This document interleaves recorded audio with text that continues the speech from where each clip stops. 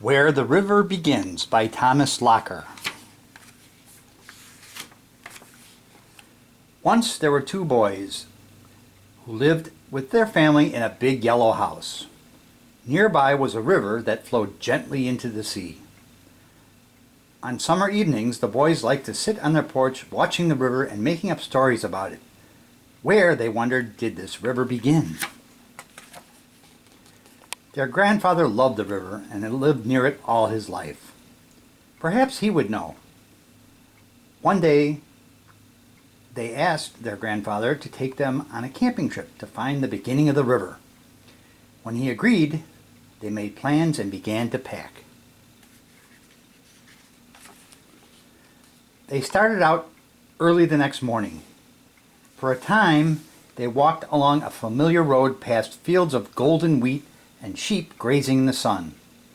Nearby flowed the river, gentle, wide, and deep. As they reached the foothills of the mountain, the road had ended, and now the river would be their only guide. It raced over rocks and boulders and had become so narrow that the boys and their grandfather could jump across. In the late afternoon, while the sun was still hot, the river led them into a dark forest. They found a campsite and set up their tent. Then the boys went wading in the cold river water.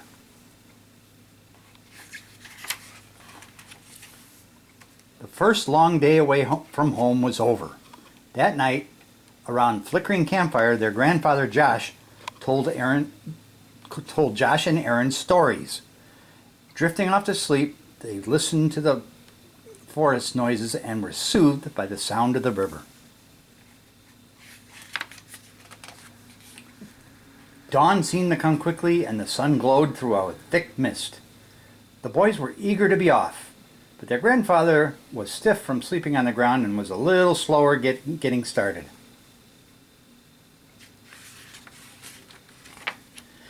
The path they chose led them high above the river.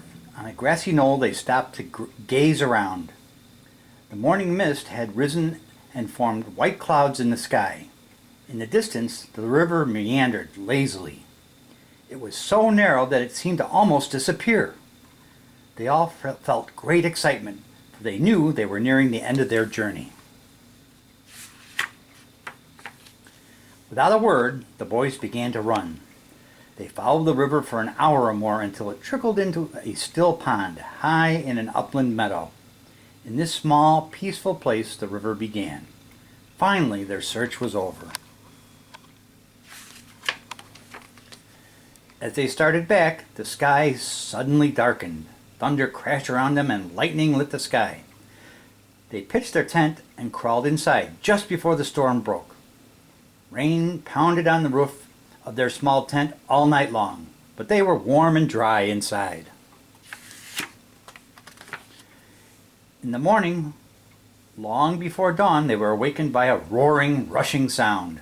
The river had swelled with the storm and was flooding its banks. They tried to take a shortcut across a field, but were soon ankle-deep in water. Their grandfather explained that the river draws its water from the rains high up in the mountains. They came down from the foothills in the soft light of the late afternoon. The boys recognized the cliffs along the river and knew they were close to home. Their weariness lifted and they began to move more quickly down the road. At last, they reached their house on the hill. The boys raced ahead to tell their mother and father about the place where the river began. But their grandfather paused for a moment, and in the fading light he watched the river, which continued on as it always had, flowing gently into the sea.